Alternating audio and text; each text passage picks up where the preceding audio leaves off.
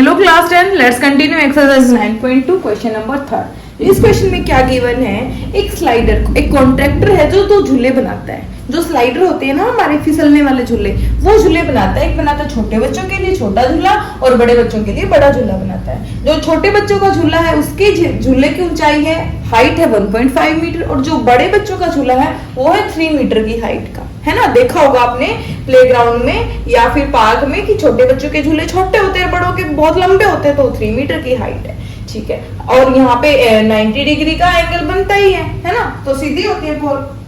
छोटा झूला है 30 डिग्री का एंगल बनाता है, और बड़ा झूला हमारे पास 60 डिग्री का एंगल बनाता है, जो स्लाइडर वाली लाइन होती है।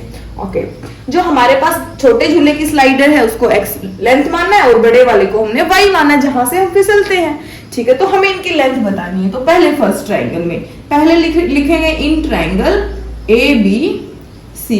ABC ट्राइंगल में AC डिवाइड बाय AB, ठीक है। AC क्या है, परपेंडिकुलर है। परपेंडिकुलर AB क्या है, बेस है। परपेंडिकुलर बाय बेस किसके इक्वल होता है, टेंजेंट थीटा के इक्वल होता है, ठीक है। परपेंडिकुलर की वैल्यू है 1.5 मीटर और बेस की वैल्यू हमें नहीं पता है।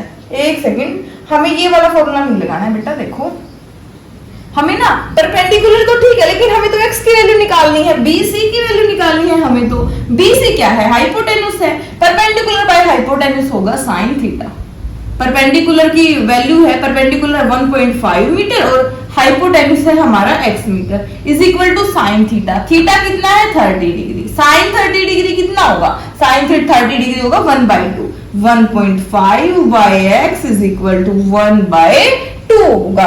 क्रॉस मल्टीप्लाई करते हैं तो 1.5 इंटू 2 कितना होगा, 3 इज इक्वल टू x। तो x की वैल्यू कितनी आ गई, 3 मीटर आ गई है। अब यहां से हम in triangle PQR, in triangle PQR, वही perpendicular RQ divide by hypotenuse RQ है ये, और PR is equal to perpendicular है RQ और P जो R जो है वो है हाइपोटेन्यूज।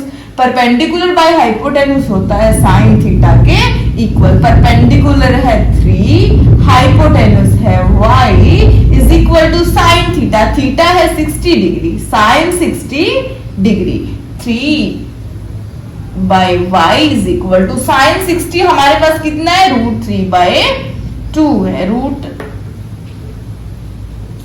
√3/2 है। क्रॉस मल्टीप्लाई करते 3 2 6 इज इक्वल टू √3y। अब जो ये √3 इधर मल्टीप्लाई में है, इसको लेफ्ट साइड लेके आएंगे तो ये डिवाइड में चला जाएगा, 6 के डिवाइड में आ जाएगा √3 is equal to y। Divide में रूट की टर्म है तो क्या करते हैं, रेशनलाइज। क्या करते हैं, रेशनलाइज √3। 6 की √3 से मल्टीप्लाई 6 √3 और √3 की मल्टीप्लाई 3। 3 2 6 एंड √3। तो कितनी वैल्यू आ गई हमारे पास y की, 2√3। देखो जब डिवाइड में रूट की वैल्यू होती है ना, तो उसी नंबर से मल्टीप्लाई एंड डिवाइड किया जाता है, ताकि डिवाइड से रूट हट जाए, है ना। अब डिवाइड में रूट नहीं रहा है हमारे पास, ठीक है।